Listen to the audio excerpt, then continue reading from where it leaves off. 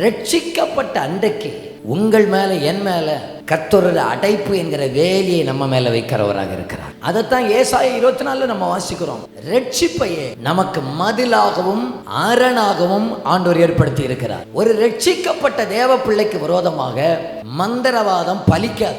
நம்பனா ஒரு ஆமேன்னு சொல்லுங்க பார்க்கலாம். நம் மந்திரவாதம் பண்ணலாம், ஆனா பலிக்காது.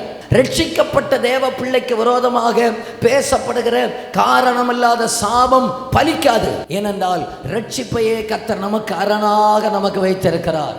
நம்ம பெற்ற ரட்சிப்புடைய மகிமை மட்டும் நம்ம பார்த்துட்டோம்னு சொன்னா நம்ம தேவையில்லாம முறுமுறுக்க மாட்டோம். இன்னைக்கு நல்ல உற்சாகமா ஜோம் பண்றவங்கள சொல்றாங்க, பாஸ்டர் மற்றவன் ஒரு மாதிரி என்ன காரி துப்பிட்டு போயிட்டான், அவன் துப்பிட்டு போன அன்னையில இருந்து எனக்கு கெட்ட கெட்ட சொப்பனமா வருது, இந்த ஆளை என்ன செய்யுதுன்னு சொல்லுங்க. அந்த துப்பலுக்கு என்ன அவ்வளவு பவராமா? ரட்சிக்கப்பட்ட தேவ பிள்ளைக்கு கெட்ட சொப்பனம் வராது. நமக்கு அங்கே மதிலாகும் அரணாகும் கர்த்தரே இருப்பார். ரட்சிக்கப்பட்ட தேவ பிள்ளையுடைய வாக்குத்தத்தம் என்னவென்றால் நம்மை அவருடைய உள்ளங்கையிலே வரைந்து வைத்திருக்கிறார். அவர் அறியாம ஒரு முடி கூட கீழே விழாதுன்னு சொல்லுகிறவங்க அவர் அல்லேலியா சொல்லுங்க பார்க்கலாம். சில சொல்லுவாங்க, பாஸ்டர் சர்ச்சில் வரும்போது கர்த்தர் ஆளுகை செய்கிறாரு, வீட்டுக்கு போகும்போது பிசாசு வருது. அது எந்த கர்த்தர்னாங்க? அவர் சொல்லியிருக்கிறார் மரணம் வரைக்கும் உங்களோட கூட இருப்பேன்னு சொல்லியிருக்கிறாரா? சர்ச்சுக்குள்ள வரும்போது மட்டும் இருப்பேன்னா சொன்னாரு.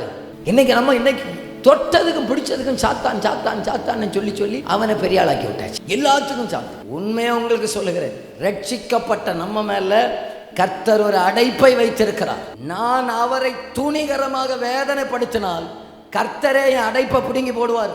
அடைப்பை பிடுங்கி போட்டாச்சுன்னா யாரும் மந்திரவும் செய்ய வேண்டாம், காரி துப்பாண்டாம், யாரும் பார்க்க வேண்டாம். அது தானா எல்லாம் வந்து எட்டி பார்த்துட்டு போவோம், போறதும் ஆறதும் எல்லாம் வந்துட்டு போவோம். அடைப்பை பிடுங்கி போட்ட உடனே கர்த்தாவே, நான் இங்கேயே ஒரு இடத்துல சத்துருவுக்கு வழியை நான் தான் திறந்து விட்டேன், அடைப்பை பிடுங்குவதற்கு நான் தான் காரணமாக மாறிவிட்டேன், திரும்பவும் என்னை பாதுகாத்து கொள்ளும் ஆண்டவரே என்று விழுந்து விடுவோமே. ஆனால் திரும்பவும் நம்மை பாதுகாக்க அவர் வல்லமையுடையவராக இருக்கிறார்.